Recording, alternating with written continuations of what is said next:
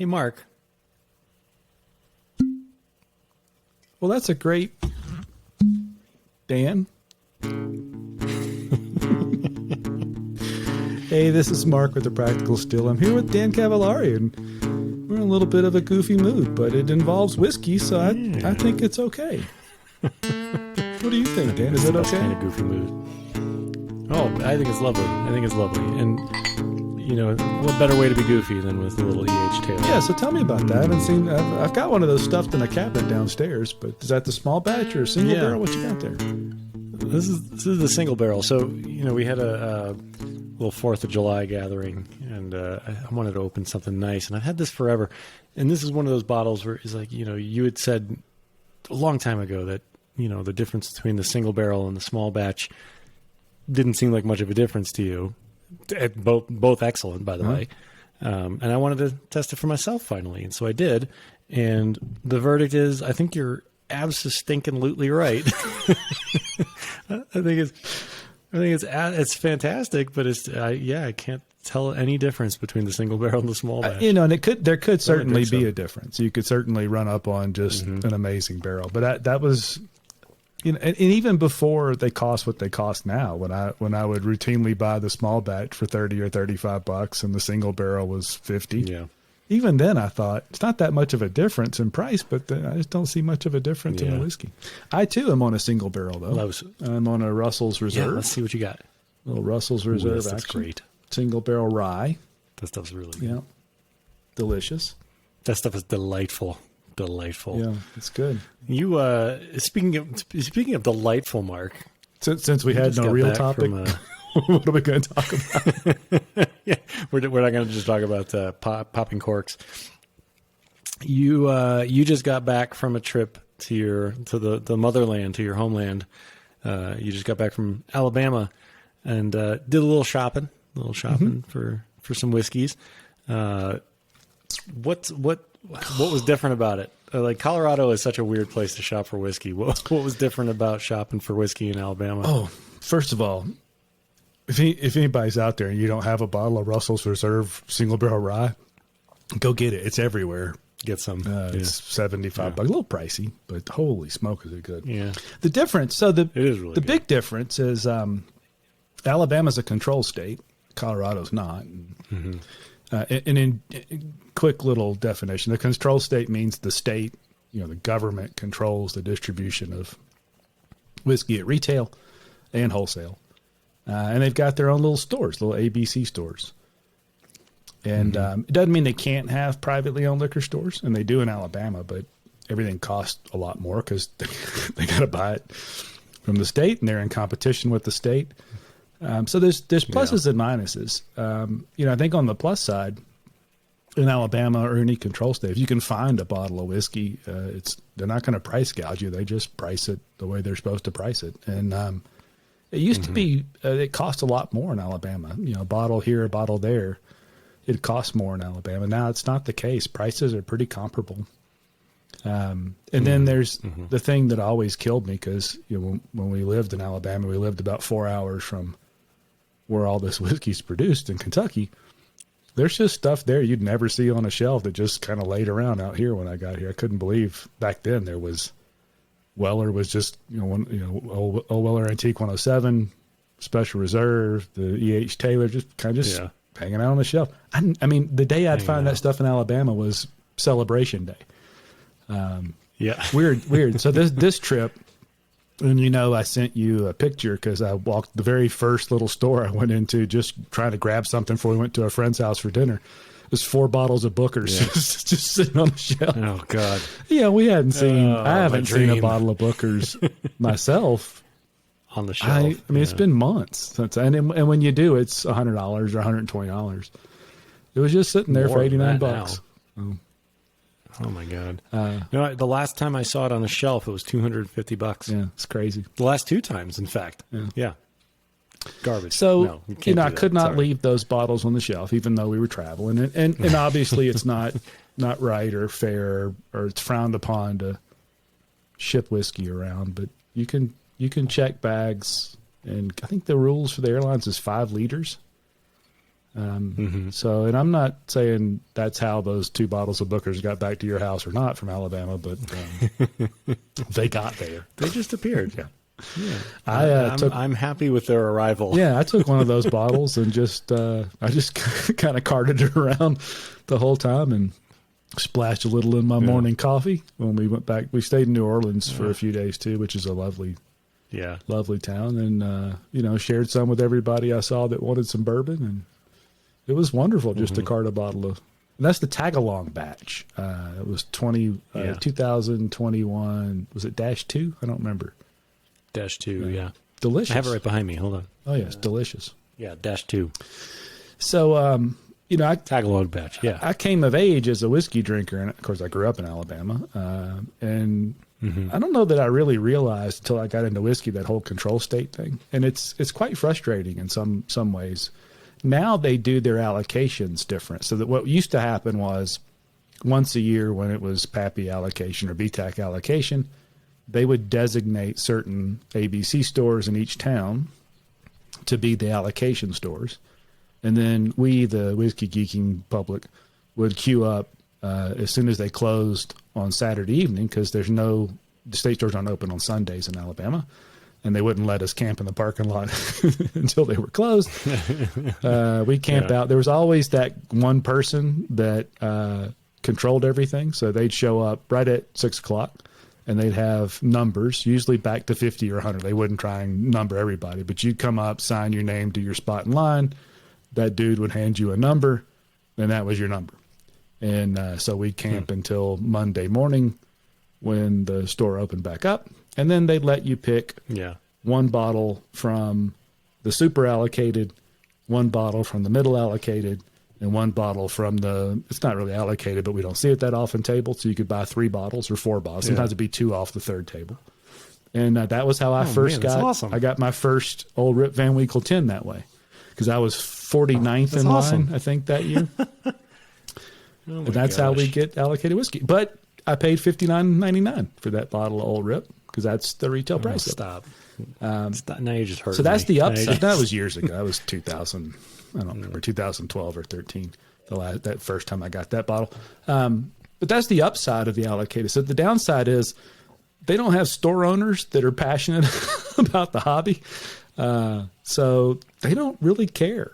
The people in the store just, sometimes they do. Like when I was down there this time. It's just another sale. Because the way they do the allocation now, they don't do it that way. So that was a story I was going to tell. They have, it's just ongoing. So I think it's once a month or so, they send a list out, and it's got whatever they've got at whatever store it's going to be at. And it's going to be Tuesday at 10 when we open. Go get it. And that's how they do it now. So there's not any special time of year. Well, I mean, it is because the whiskey happens at a time of year, but they don't save it all up. They don't do lotteries. You just have to walk in and get it. So there's an upside to that, and that there's no favoritism. Well, I'm sure it's Alabama, so somebody's paying somebody to get something. That's just the way it works down there. But ostensibly, it's a fair system. I have a lot of questions just based off of the conversation we've had so far. First of all, I grew up in Connecticut, which is not a control state. It's certainly not Alabama. So you could buy. No, definitely not. But I remember package stores. We used to call them packies. And I had never heard the term ABC store until I moved to Maine, which is a control state. But you can get booze in the grocery store. I mean, it doesn't. You don't have to go to an ABC store. I have no idea what ABC stands for in this alcoholic beverage context. Control. Aha!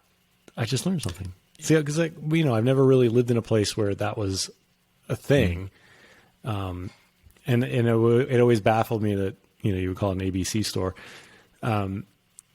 What is that? What you would call it when you were? That's what it says on the building. ABC it store? Says ABC. Yeah, I don't know if it's a store, but it says ABC on the front of the building. Because we had package stores, and we would call it the packy. But really, you could buy beer anywhere. It didn't really matter. And whiskey. Well, now I don't think whiskey was in the grocery well, now stores. remember they do differentiate. So there could be control states for all alcoholic beverages. There can be spirits control states. So in Alabama, it's a spirit control. But you buy your beer and your wine in grocery stores there, which was freaky when I came to Colorado because you got to buy beer and wine in the liquor store. And not anymore. Not anymore. They changed that, and they had beer in the grocery stores here, but it was the low alcohol version, which I think the idea was to protect retailers, to let the liquor store, small businesses have that business, which is admirable. But that's the way Alabama works. You buy your wine and your beer in grocery stores. They do not sell spirits in grocery stores in Alabama. They sell it only in ABC stores. But oddly, we do have package stores, and they call them package stores. Yeah. But if you buy a bottle of whatever that's $40 at the ABC store, it'll be $55 or $60 in the package store. It makes you wonder, why would you just wait? Is there a difference between what's a package store? Then? It's now in the package stores they'll sell beer, they'll sell wine, they'll sell spirits. They can sell everything, and most of them will sell cigars and other things too. But at least the impression when we were younger was you got a better selection. Somehow, I guess they could order things that the ABC didn't want to stock. And that's when high gravity beer came along and the craft beer movement came. That's where you found that stuff. Grocery stores didn't care about 14% ABV beers. You got those in the package stores. Bud Light, baby. Yeah. And when I guess when allocation.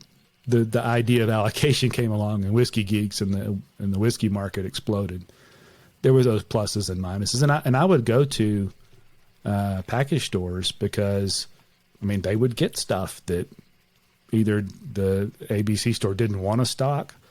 I remember stopping at one called Windmill Beverages right on the county line between Madison County and Limestone County in North Alabama because Limestone County is dry, still is to this day, I believe.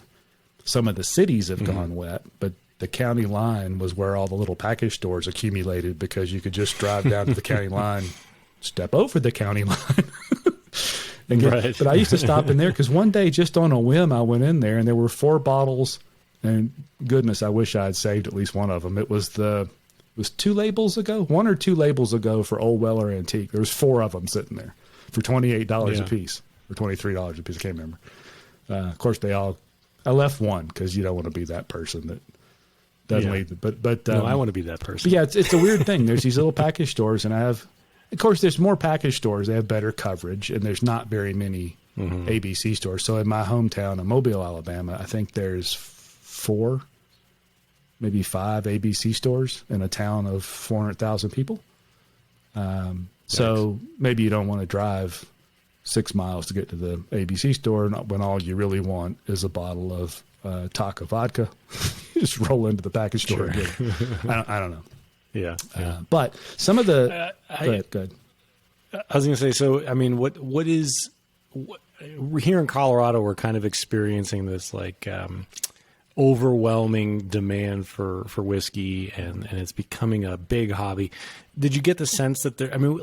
I've yet to go into a store and have that magical moment where I just find something awesome just sitting there on the shelf. And I wonder if it's because of just how many people are out there hunting for stuff in Colorado.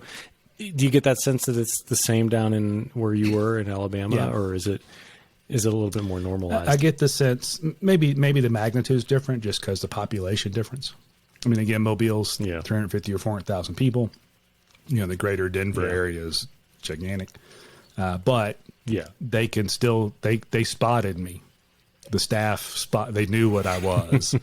Then one of them walked up and said, it's over here. And he pointed behind the counter where they stack all that monthly allocation stuff. I said, oh, okay. Yeah. I thought that's how that works. I was from here, but I'm not here. He goes, so he explained it to how it worked. And oddly, nothing on the allocation board was desirable, really. There was some barrel bourbon. There was a few different whistle pigs. It was all stuff that we can go get pretty much when we want here. But out on the normal shelf, there was Booker's. There was George Dickel bottled and bond as far as the eye could see. There was all this other stuff that we just don't see that often here. Oh my and gosh. I don't know. I don't know that you have a better chance in Alabama because small markets means smaller distribution. So I don't know that proportionally it really changes. But when you do find stuff there, or if you're active chasing those lists, you do get to buy the stuff at retail. They don't mark it up. Sure. But I do have some friends in Alabama that are actively. They will always let me know when the list comes out and what's on it.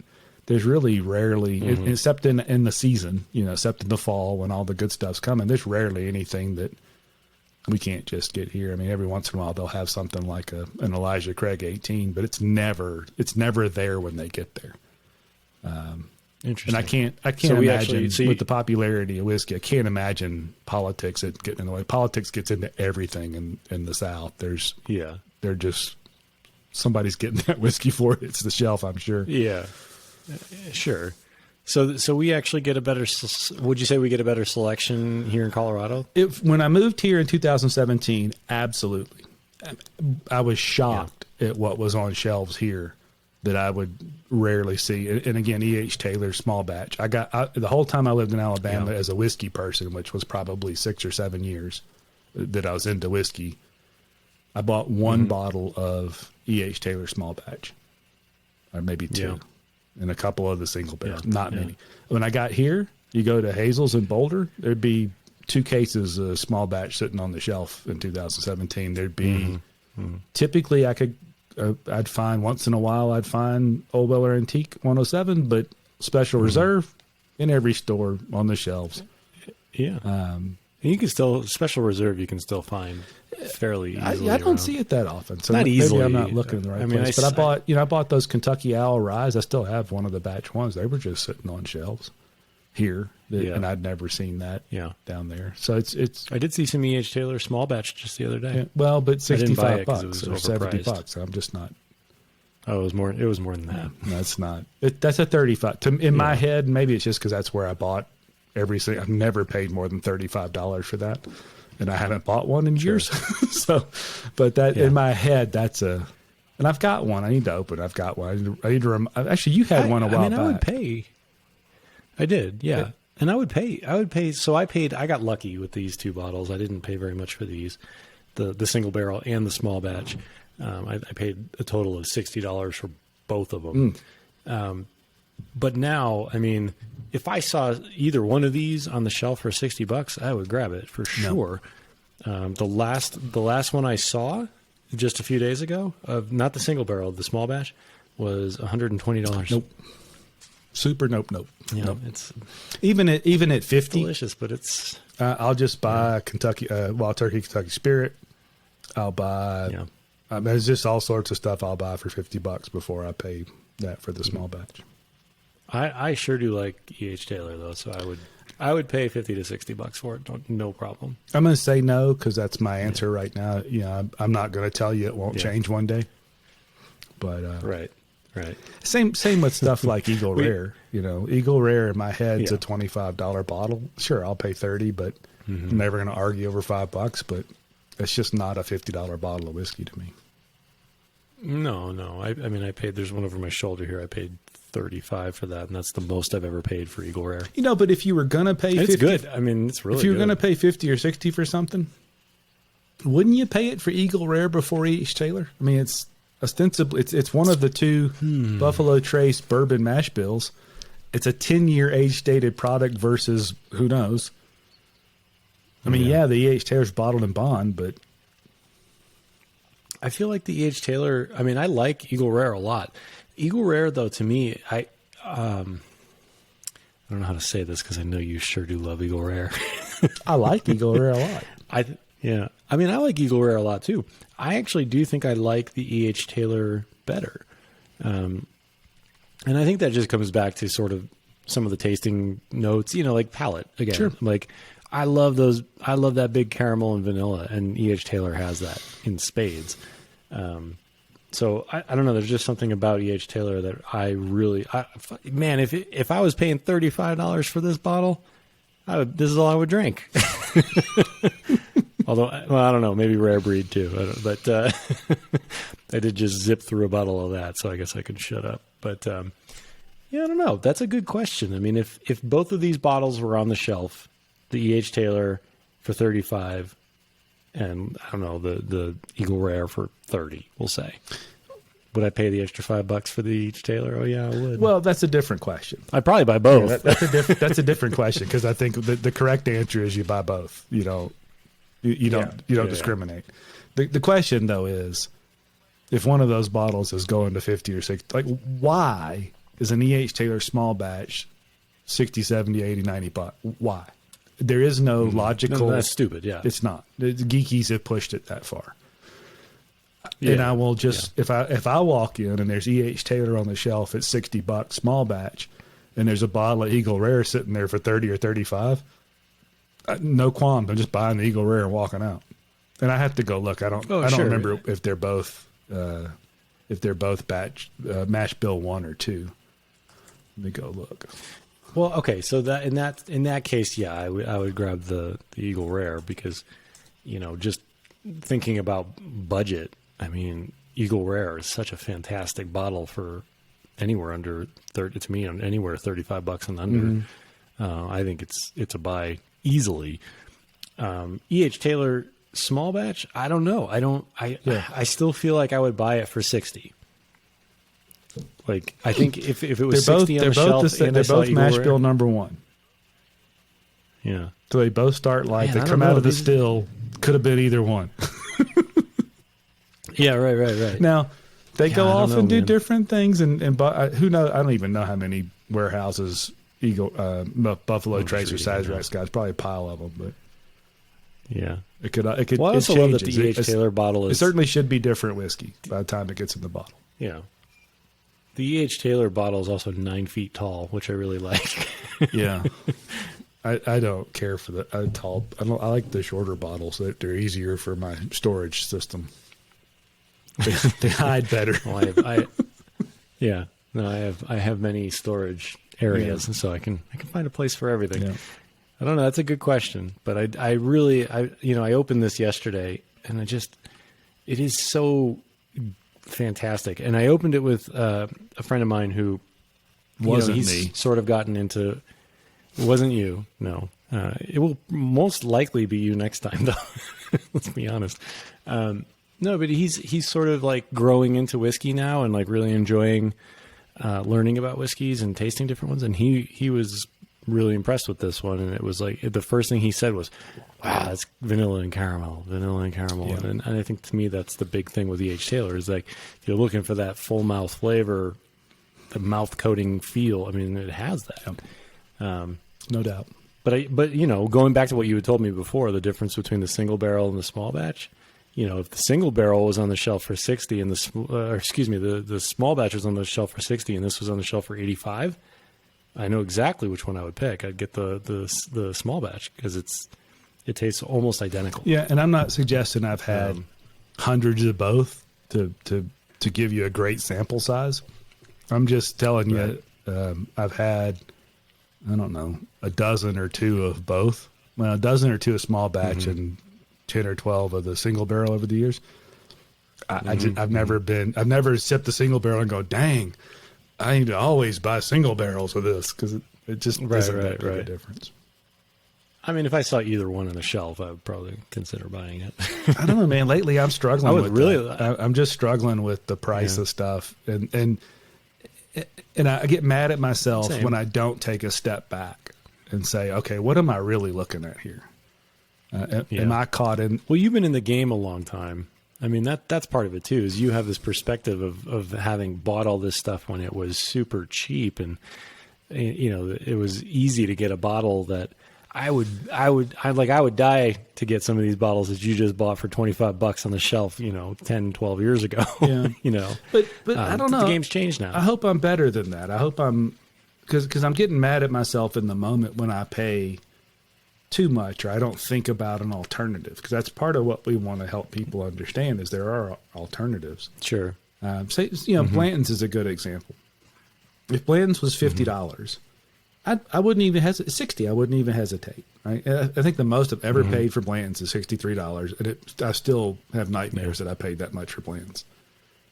But 50, $60, I do it in a heartbeat. But then I back up and go, should I do that? Because, yeah, it's mash bill number 2, I think, and Eagle Rare's mash bill number 1. There's not that big a difference in them, frankly, in the taste. And still I could buy Eagle Rare for $35. It's 3 proof points less, but it's a 10-year age-dated product. I can't taste 3 proof points. Right. Well, but I think we've also, we've talked a lot about this. We have our regular bottles that we buy, right? Yep. And they're usually in that, anywhere from $15 to $45, $50, right? And those are old reliables, right? We'll keep buying those because they're just so good. We've talked about them over and over again, right? Like Rare Breed is a perfect example of that. Always reliable. Any of the Russell's stuff has always been fantastic. It's affordable for the most part. The rye is a little pricey, but it is pricey. But yeah, it's really good. So when you look at my collection and we look at your collection, and I would say that the vast majority of the bottles on my shelf are like inexpensive drinkers because that's what we do. Sure, Dave. Right? But, every once in a while. There's enough Bookers back there to shiplap your garage with the boxes if you break them down.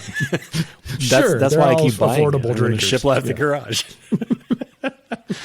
I said the majority. I didn't say all. But it is nice to have like the every once in a while bottle, right? And so how do you buy those? How do you choose those? Like if I'm going to buy $100 bottle, that to me is like, that's material. That's not something I'm going to do every. Yeah. So, but you do, as a whiskey enthusiast, you get to that point where you're like, I want to try something a little nicer. So or I guess a little more, not even nicer. The nicer is not the right word, right? Like just, you want to try one of those rare ones or the harder to find ones or they're a little more expensive and see what makes the difference, right? I forgot where I was going with that, but the bottom line is E.H. Taylor's delicious. Well, I think a good place to go with that is when you get to that point, you want to spend a little bit more, know what you're getting into. So yeah. Don't just spend for the sake of spending. Yeah, because I promise you, promise you, and you're going to be tempted to say, well, that's a $120 bottle. It must be great. I promise you, the enjoyment of the whiskey is not related to the price tag anymore. We are not living in reality. E.H. Taylor, off-the-shelf single barrel whiskey is not worth, and I have an economics degree. Things are worth what people will pay for them. It's not worth $120. You have foolishly spent your money if you spend $120 on an E.H. Taylor off-the-shelf single barrel, and you for sure have if you do it with the small batch. So the trick is to say this. I can spell math, and I'm drinking E.H. Taylor, and I can tell you, it is delicious. It is delicious, but is it $120 delicious? Right, I wouldn't. No, of course not. It's not. Wait, what'd you do? Are. What'd you just do? I had a little quirk action here. I'm doing a Danpor here because why not? I'm freelance. I can do whatever I want. Let's see. What do we start with? Oh, control states. So that first little store where I saw the 4 bottles of Booker's, the entire American whiskey shelf was 4 shelves tall, I believe, and maybe 10 feet long. Okay. So tiny. So not huge. No. Now there were some gems in there. Again, there was. I didn't even count how many cases of George Dickel bottled and bond they unboxed and said there was the Booker's. There wasn't a whole lot else. So it was nice, and frankly, the Booker's was $90. It wasn't like it was $55 or anything. Sure, but 90's retail now. So still, I think that that's retail now. So but it's allocated. That's the thing, right? Like, well, I keep going to shops here and they say it's allocated. Well, they don't. So is it just allocated here? No. So there's a difference between allocated and releases. Booker's is released 3 times a year. Every once in a while, 4 times a year. But it's released 3 times a year. It's coming. Yeah. So if they say it's allocated because it only comes out 3 times a year, they've misappropriated a term. Booker's has always been a multiple time a year release since the day it came out in the 80s, I think. Well, here's where I'm confused. I mean, I've gone to a few places, Hazel's among them, and those staff have actually used the term allocated. Well, that's saying Booker's is now allocated. Well, maybe it is. Maybe it is from the standpoint that they only get some based on things they sell or some other criteria that's allocated to them. But Booker's comes out 3 times a year. I don't know, maybe it doesn't matter. I mean, I know it's a limited release, but it's always been that way. I it's not like there was. Yeah. I mean, I get that. Yeah. I mean, I think maybe I'm wrong, but I think the very first bottle of Booker's had a year and a dash and a number on it, where it was the first release. It's been that way, and maybe allocation means something different to them, in that they have to perform in some level to get that. It's certainly I can assure you, every store in at least in this state is. Whatever Booker's comes to the door, it's sitting someplace hidden in the back. It doesn't just show up on a shelf somewhere. I don't know, but control states, there's trade-offs. I prefer the way Colorado is. I never had a lot of luck getting highly sought whiskeys in Alabama. I don't have a lot of luck doing it here. I'm just not willing to do the things that.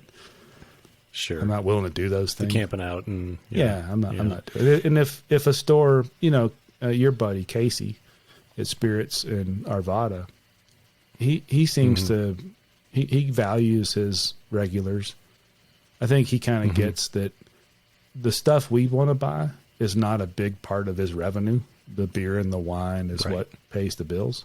But he, I'd like to find somebody like that where I can direct my meager whiskey budget to, and hopefully have some back and forth on that. But I like being able to go to stores in Colorado and see the bigger selection, because they're incented to do that. They're trying to bring shoppers in. They're trying to gain a clientele, and having a big variety does that. I wonder what Colorado was like, 10 or 15 years ago. So for those of you who don't know, Colorado has sort of gone through this massive population boom in the last decade or so. And I wonder, I was buying whiskey then, but I wasn't buying the way I do now, and I wasn't shopping for certain things. I was just going to the store and buying whiskey. So I wonder how much things have changed here just as a result of the population influx. I don't know. I mean, these bottles that are going crazy in price, and this huge community all of a sudden of whiskey drinkers. I mean, was it like this 10 years ago? I mean, I just can't imagine it was. Well, everything's changed. Especially since... Everything's changed. Yeah, I can't imagine it didn't change here, but I don't... Yeah, and I think COVID also just made things go crazy too. I mean, look at lumber, right? Like I bought 3 pine warped studs from Home Depot, and they were $8 a stud, where a year and a half ago I was paying $2. So it's not exclusive to whiskey. But I wonder if Colorado is also unique in the sense that it did have that population boom, which A, drove up prices, and B, gave us the selection that we're kind of spoiled with. I don't know. You can go to Hazel's, and that wall of whiskey is 40 feet long. So walls. There's a lot there. There's walls. Yeah, that back wall is 30 feet long, and 5 shelves high. And there's everything you could possibly ask for. It's that. Then they've got.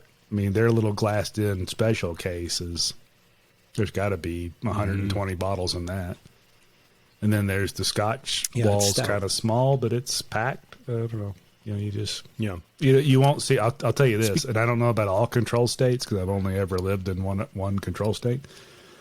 They're the biggest store in Alabama, and I lived in 2 of the 3 biggest cities in Alabama. The biggest shelves in Alabama are nothing like they're 2/3 maybe. But they're nothing like what you see at Hazel's. Yeah. I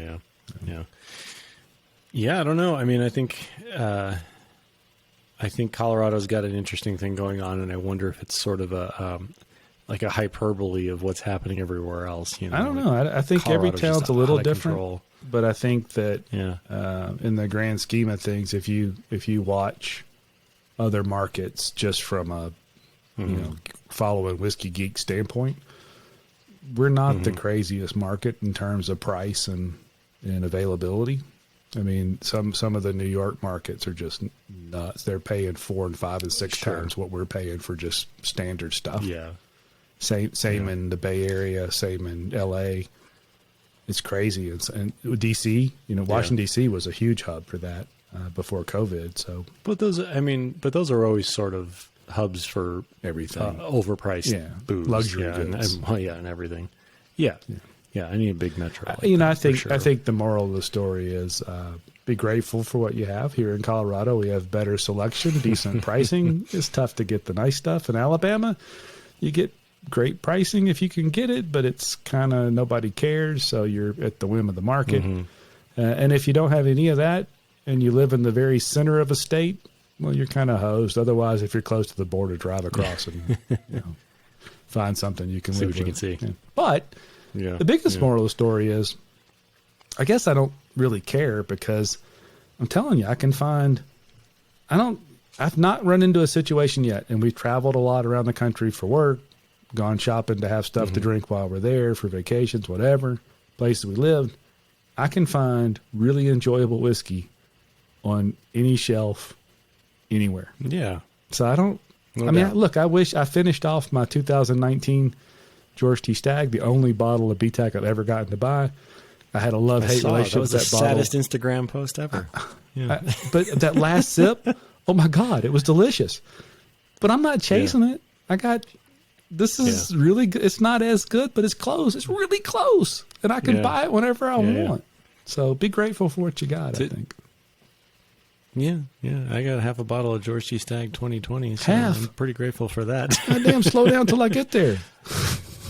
Hey, man, I shared. That was That's right. Yeah, that you was did. the problem. That's That right. was all You going. keep sharing. I've only had I think I've only had 2 full glasses of that.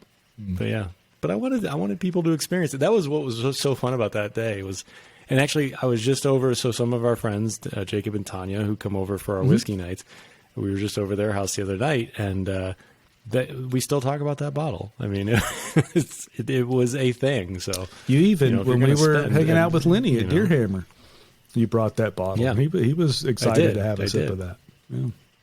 Yeah. Sharing is the right thing to do.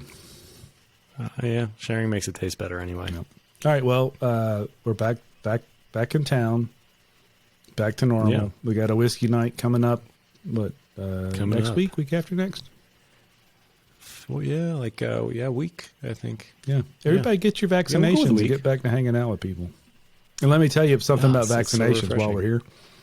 I do not have COVID now.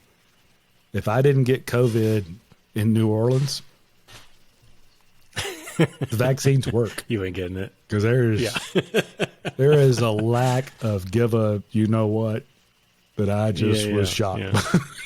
They just don't care. Oh yeah, that was my experience in Kansas a few weeks ago. Yeah, they just don't. COVID's over apparently. It's not something they really give a rip about.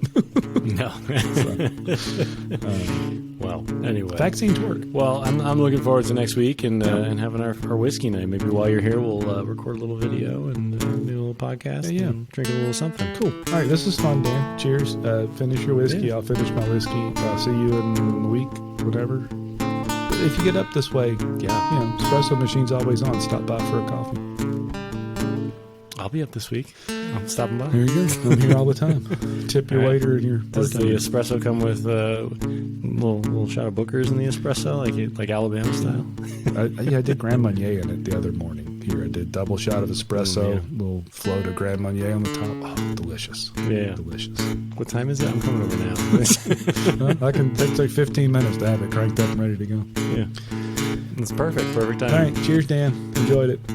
Cheers, Mark. All right.